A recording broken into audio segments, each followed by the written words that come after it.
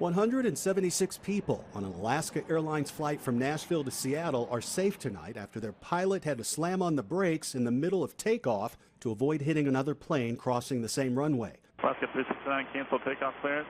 By the time airport control told the Alaska plane to stop, the pilot had already saved the day. A Southwest flight to Jacksonville, Florida was in the way, having already been cleared to cross the end of the same runway. Kyle Forrester, who was on the flight to Seattle, said it felt like the plane was avoiding a crash. About to take off, and then all of a sudden, just boom, started slowing down real quick. People lunging forward, not drastically, but just like you're avoiding hitting somebody in a car. Radar shows that his flight was hauling down the runway at about 120 miles an hour when the pilot hit the brakes, causing those brakes to overheat and then blow the tires, seen here. The decision to stop was an important one. It needed to be made in a split second. Already this week, 2 Delta planes were damaged in Atlanta after an incident on a taxiway led to this.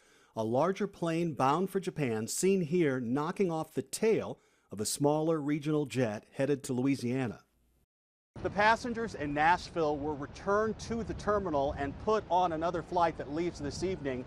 Federal authorities are investigating what led to this. Steve Osunzami, ABC News, Atlanta.